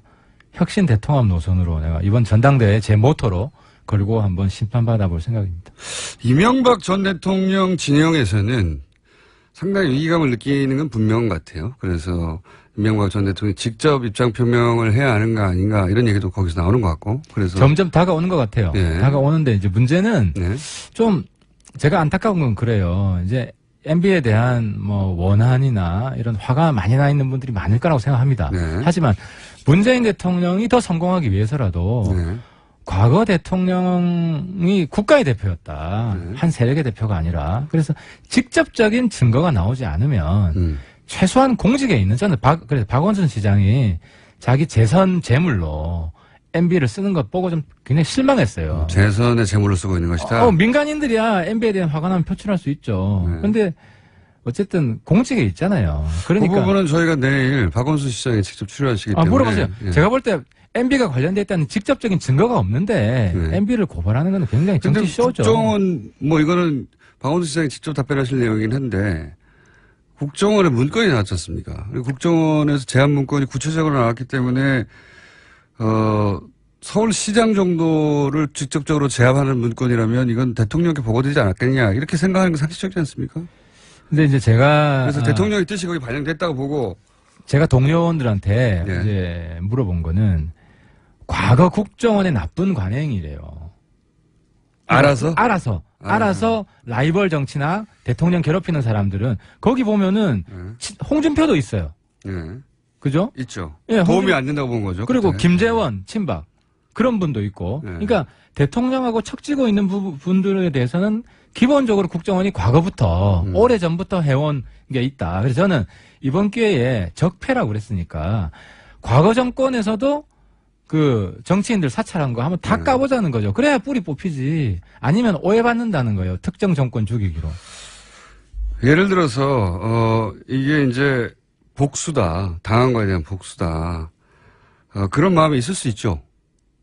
내가 그렇게 당해왔는데 복수다. 그런 마음이 있다고 해서 그 마음은 법적으로 피호하지 않아. 순결하지 않아. 그렇다고 해서 명백한 범죄 혐의가 있는 걸 눈 감아야 되는 거 아니지 않습니까? 전혀 그러면 안 되고 네. 적폐를 뿌리 뽑아야 되는데 네. 적폐의 뿌리부터 뿌리 뽑자는 거예요. 뿌리에 뿌리는 국정원 나쁜 관행이다? 저는 그렇게 봐요. 그게 있고 거기에 플러스 알파가 돼 있는 게 있을 수 있죠. 그리고 MB가 관여돼 있는 거는 그건 조사를 해야 되는 것인데. 이명박 전 대통령은 관련이 없을 거라고 보십니까, 그럼? 근데 이제 저는 그래요. MB가 정치를 싫어했어요. 그러니까 싫어한 게 여의도에 오고 싶어 하지도 않고 가장 탈정치적인 너무 정치를 안 한다고 해서 정치랑 관련된 거는 나는 몰라. 니들 알아서 해. 그리고 정두원 의원도 그랬잖아요. 직접적인. 그런 사람이 댓글을 그렇게 정치에 관심 없는 분이 그렇게 댓글 부대를 그렇게 운영하도록 뒀을까요? 근데 원세훈 원장이죠. 네. 원세훈 원장. 또 그건 원세훈 원장의 그러니까 핵심은 그거예요. 저도 플레이다? MB가 직접 관련돼 있는 게 나오면 인정하겠다. 그건 수사해봐야 나오겠죠. 그러니까 지금 뭐 검찰에서 고발했으니까 문제가 나오긴 나오겠죠. 그 이명박 소위 이제 친위 라인은 아니었지 않습니까? 그러니까 제가 이런 이유는 네. 전직 대통령은 누구든지 최소한 좀 공적 신분을 가지고 있는 사람은 좀 신중하게 발언해야 되는 거 아니냐. 그런 취지로 이야기했습니다. 네. 좀 폭탄 문자 몇 개 나오겠네요. 이거 제가 노무현 전 대통령은 똑같이 이야기했어요. 한국당한테 추한 입으로 그렇게 떠들지 마라. 자, 이것이 바로 중도가 갈 길이다. 양극당과 싸웁니다. 자, 하태경 의원이었습니다. 감사합니다. 예, 감사합니다. 불친절한 AS. 오늘은 어제 공개방송에 관한 문자가 많았습니다. 네. 어제 새벽 4시 20분에 도착했는데 못 들어갔습니다. 저는 217번으로 도착해서 열애가 됐어요. 예. 다음 공개방송 좀 더 넓은 곳으로. 그런 문자 많았고요. 예. 그리고 어제 176번으로 새벽부터 줄을 서서 안내견 니키와 함께 입장하신 제주에서 오신 강지훈님, 시각장애인이신데 제작진이 특별히 감사드린다고 인사 전합니다.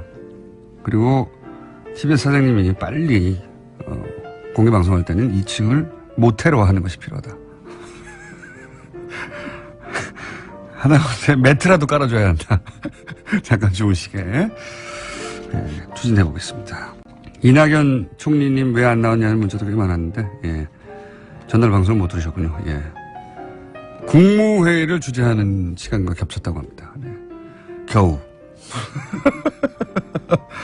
아니, 장관직이나 돼가지고 자기들끼리 회의하면 되죠. 그거를 꼭 총리가 주재를 했어야 하는가. 저희는 생각하고 있으나 이와간 그래서 취소가 아니라 연기되었다. 조만간 날을 정하겠습니다. 그리고 제가 모자에 마스크 쓰고 10분 전에 도착했다고, 사인회 하는데 10분 전에 도착했다며 눈만 내놓은 분, 국정원 아니냐고 했더니, 예, 문자가 왔네요. 보수 언론사에서 일하고 있어서 뉴스공장 관계 발각될까봐. 위협적으로 느끼셨다면 사과드릴게요. 아니, 위협적으로 느낀 게 아니라 너무 궁금했어요. 이분은 왜 이렇게 칭칭 감았는가. 이왕 이렇게 된 거, 예, 한 번 더 오십시오. 카메라 없을 때 문자를 주시고 한 번 더 오시면, 예, 얼굴을 노출한 채 사진 한번 찍자고요. 누군지도 모르게 사진 찍은 뭐예요. 예, 자, 오늘은 여기까지 하겠습니다. 자, 과학 팟캐스트라고 하는 분야를 사실상 열었다고 말할 수 있는 분입니다. 예. 원종우 씨 나오셨습니다. 네, 안녕하세요. 예. 이분이 말이죠. 우리나라의 원조 인디밴드예요. 예, 제가 잠깐 얘기하는데 원조 인디밴드고 기타로 영국 유학을 갔다 온 굉장히 극소수의 인물 중에 그렇습니다. 한 분이고 게다가 기타를 직접 제작해서 판매하는 일도 관여하셨습니다. 잠깐 했습니다. 예, 해외 기타를 파는. 그리고 이제 각종 글, 예, 잡다한 글로 먹고 살고 또 방송국에 또 그 대형 다큐 네. 같은 기획도 하다가 다 시원찮았어요. 공장장님이 운영하는 회사에서 일을 하고 글 썼는데 그걸 잡다한 글이라고 하시고 그럼 다 시원찮았다고 하시면 그게 네, 다 시원찮았고 드디어 자기 자리를 찾았어요. 드디어 이 과학 분야에서 전공도 아닌데 네. 자신의 입지를 굳혔습니다. 독자적인. 예. 축하드리고. 저 공개방송 왜 안 나왔는지 묻는 사람 없었나요? 단 한 사람도 없었습니다. 그렇군요. 나온 사람들로 다 만족했기 때문에. 제가 원래 나오는 거였는데 제가 귀찮아서 안 나왔습니다. 아침에 일어나기 싫어서. 처음 듣는 이야기고요. 네. 자, 초대는 받았었어요, 사실. 네. 그거는 대부분 일단 초대를 해놓고 답을 온다고 받아놓은 다음에. 그렇군요. 예. 그다음에 저희가 골라서 자르려고 한 거예요. 알겠습니다. 자. 네, 오늘 얘기는 30년 넘은 사회생활 동안 자신의 입지를 찾지 못하다가. 네, 오늘 얘기하겠습니다. 오늘 얘기는 중국의 과학 굴기. 중국의 과학 예, 굴기. 이게 우리나라가 중국이나 일본의 과학 성과 이런 걸 참 몰라요. 그 의도적으로 폄하하는 것도 있고요. 있습니다. 예, 네. 실제. 그리고 뭐 중국에 대해서는 아마 일제 시대에 심어진 인식이기도 해요. 그렇죠. 그 전에는 사실 대국이라고 네. 예, 거의 뭐 1000년 이상 섬기다시피 하다가 일본이 들어오면서 그 중국을 3등 국민으로 만드는 의식 개족 네. 같은 거를 일본이 의도적으로 합니다. 네. 예. 그러면서 우리 인식 배경에 중국은 우리보다 게다가 또 사회주의국가 공산주의 국가가 되면서 우리보다 못 살고 뒤처지고 이런 인식이 최근 수십 년간 있어 왔죠. 네, 있어 왔죠. 그리고 일본 같은 경우에는 우리 언론에서 네. 과학 얘기 같은 거 잘 안 써주기도 하고. 그렇죠. 그게 굉장히 심한데. 노벨상도 여러 개 받았습니다. 일본에서는. 과학만 20개 넘게 네, 받았죠. 기초과학으로. 네. 예. 그래서 그 얘기를 좀 드릴까 하는데 아직도 이제 중국 과학하면 뭐 짝퉁 전자제품 혹은 잘해야 스마트폰 조립하는 공장이 있다. 이렇게 생각하시는 분들이 많거든요. 그 정도 수준에서. 그렇죠. 네. 근데 지금 지난 한 10여 년 동안 너무나 굉장한 속도로 기초과학 분야가 발전이 돼서 그 과학 굴기라는 말도 이제 제가 만든 게 아니고 이쪽에서 쓴 말이에요, 중국에서. 중국이 굴기라고 표현하는 분야가 많습니다. 많습니다. 예. 굴기라는 건 무슨 뭐 산처럼 일어난다 뭐 이런 식의 의미인데. 이제 중국이 과거, 가장 서양보다 훨씬 앞선 문명을 우리가 자랑했고. 네. 이제는 다시 그때로 돌아가야 된다. 뭐 이런 거거든요. 그렇죠. 거의 뭐 강박에 가까운 그런 생각이 있는데. 작년에 그래서 시진핑 주석이 이제 과학 굴기를 천명을 하면서 2049년이 중국이 이제 중화인민공화국이 생겨난 해잖아요. 100년 되는 해거든요. 그래서 2049년까지 과학 최고 수준의 국가를 만들겠다라고 선언을 했어요, 작년에. 49년까지. 근데 아직 많이 남았네요. 그 점이 재밌는 건데 무슨 뭐 10년 후 이런 게 아니고 뭐 2030년 이런 게 아니고 한 30년 가까이 시간을 잡고 이거를 진행하고 있다는 게 오히려 조금 눈여겨봐야 될 부분이라고 생각이 돼요. 중국은 이런 거 잘합니다. 그러니까요. 시야가 넓고 멀고 땅덩어리가 넓어서 그런지. 그러니까요. 그리고 중국의 이점은 화교가 없는 나라가 없어요. 네. 그리고 들어간 나라에서는 대부분 굉장히 경제권을 가지고 있습니다. 그렇죠. 예. 그래서 그런 화교 네트워크를 전 세계적으로 연결하기 시작하면 막강한 힘을 발휘할 거라고 가장 두려워하는 게 미국이에요.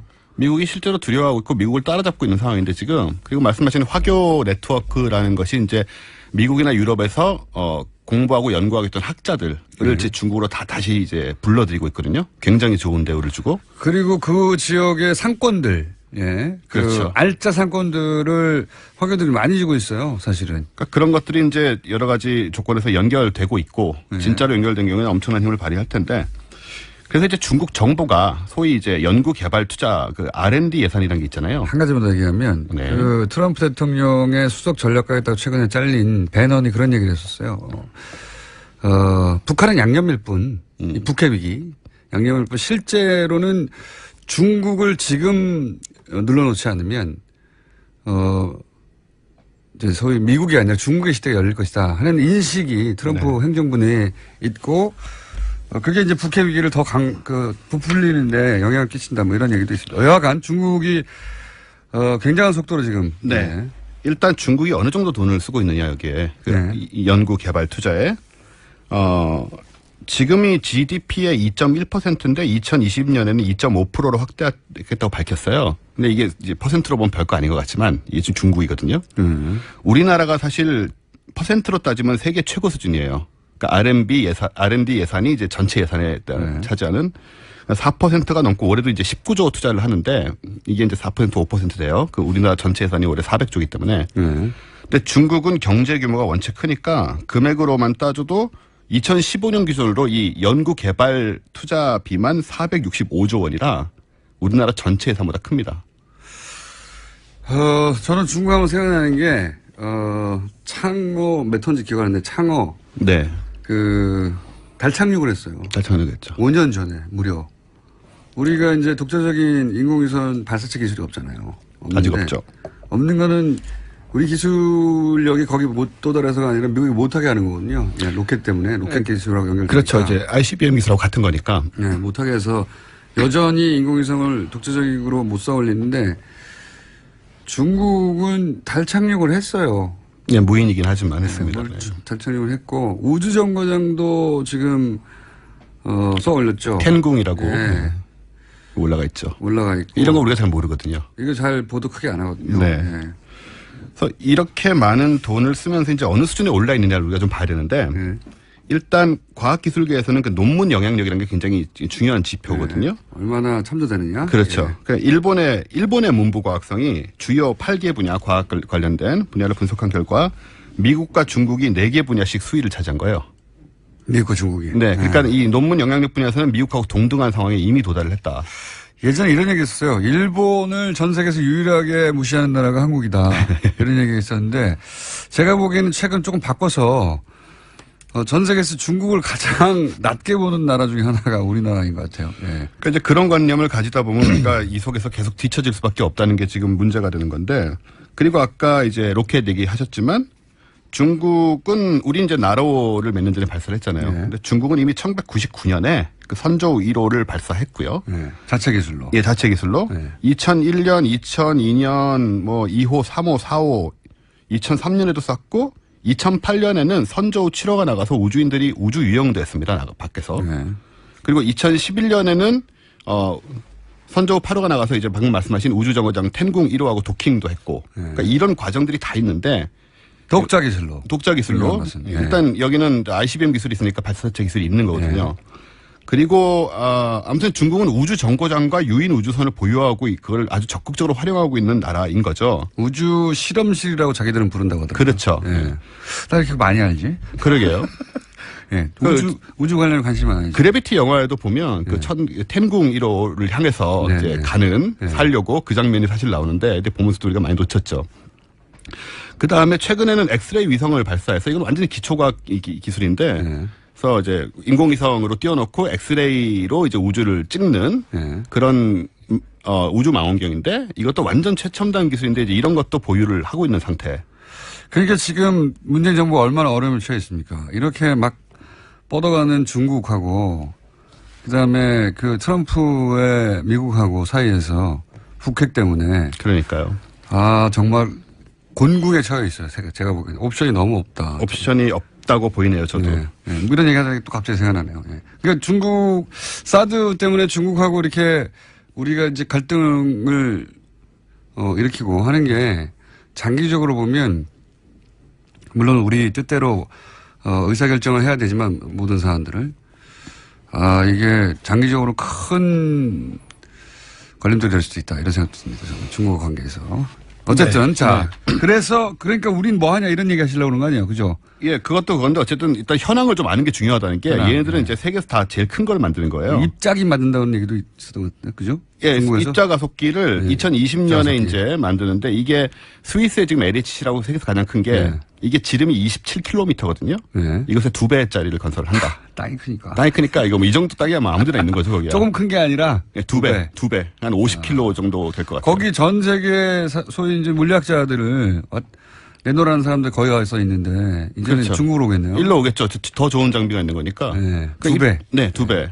그러니까 입자 가속기가 크다는 말은 에너지를 높일 수 있기 때문에 그러니까 우주 과학적으로 말하자면은 빅뱅 순간에 점점 더 가까워질 수 있다는 이런 건데 우주의 탄생 원리를 연구한다는 그렇죠. 얘기하죠. 그런 네. 쪽으로 정말 기초과학이죠. 이런 걸 이제 건설하고 있고 이거는 우리나라에서 건설하자 그러면 야 그거 우주 탄생 비밀 알아서 뭐 하려고 그래 이렇게 예, 그렇습니다. 일단 돈이 안 되기 때문에 네. 돈을 많이 쓰는 거죠. 돈이 안 되는 그래서 우리 기초과학 하는 분들은 이 기초과학이 점점점 고도화돼서 결국은 어떻게 상업화될 수 있다 이 얘기를 하지 않으면 프로젝트를 딸 수 없다고요. 그 전체 그림이 다 있어야 돼요. 상업화까지. 그것까지 어떻게 과학자들이 고민하면서 연구를 합니까? 그걸 요구하니까 자꾸 돈 되냐 안 되냐. 그게 이제 우리하고 이쪽하고 지금 굉장히 벌어질 수밖에 없는 부분 중에 하나인데 게다가 이제 전파망원경도 지름 500m짜리를 얼마 전에 만들어서 이것도 세계 최대입니다. 500이요? 예, 원래 330m짜리였는데 가장 큰 게 그걸 이제 305m짜리죠. 그거 이제 2배 크기를 이미 작동하고 있고. 손이 커요 정말. 예, 굉장히 큽니다.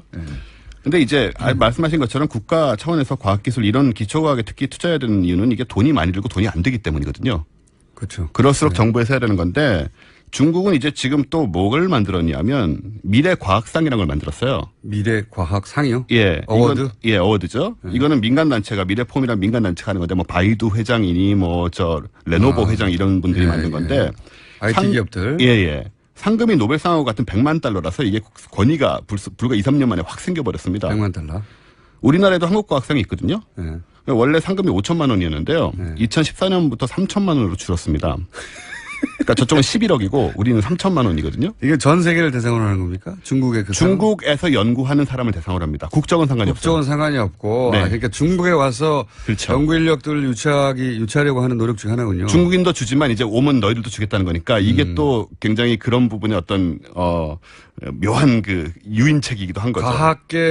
과학계의 노벨상으로 여기게 만들겠다는 거네요. 네. 그렇죠. 중국에서 이제 같은 금액이란 것도 이제 의미를 두는 거죠. 100만이요? 100만 달러. 우리 101만 달러짜리 하나 만들어가지고. 일단은 3천만 원 문제부터 어떻게 좀 해결을 좀 하는 게 좀 필요할 것 같고. 그래서 이제 이런 얘기 하다 보면 또 이 얘기를 할 수밖에 없는데 지금 우리나라 1년 R&D 전체 예산이 19조밖에 안 되거든요. 어디 정부에 들어가시려고 그래요? 지금 오늘. 그런가요? 네. 저는 원래 이런 얘기 많이 하는데. 픽업 당하셨습니까? 아닙니다. 전 전혀 그런 욕심이 저도 없는 그런 사람. 생각이 픽업 할 리가 없는데. 그러니까요. 저를 왜 픽업하겠습니까? 연락 온 적이 한 번도 없어요. 지난 대선에도 뭐 주변에 연락 다 받았는데 연락 받은 적이 한 번도 없어요, 저는. 어쨌든 4대강 22조가 늘 아쉬웠다는 생각이 드는 거고, 저는 요즘 이제 수사도 아까 하태경 의원도 나오셨는데 수사도 하고 계시잖아요. 진짜로 이 4대강에 정말 왜 그런 예산을 쏟아부셨는지 좀 물어보고 싶은 거죠. 거기 토목 건설 네. 분야에서 돈을 하기가 좋아요. 돈을 하기가 좋아요. 예, 저도 그런 생각을 하는데 그렇게 얘기하셔도 되는 건가요, 방송에서? 아니 하기가 좋다는 건 토목 건설 분야에서 하기가 좋은 것은 이제 일반적인 상식에 해당되는 것이고. 그냥 이제 일반론으로서. 그게 유일한 이유는 아니겠죠. 설마. 네. 그러길 바랍니다, 저는. 그래서 지금 같은 경우에는 이제 과학기술 예산이 나와도 이게 50% 정도가 지금 관리비로 지출되고 있는 상황이라, 즉 에이전트가 그걸 가져간다는 겁니다. 이런 것도 좀 해결해야 되고요. 알겠습니다. 자, 원조 인디밴드 원조 오셨습니다. 안녕.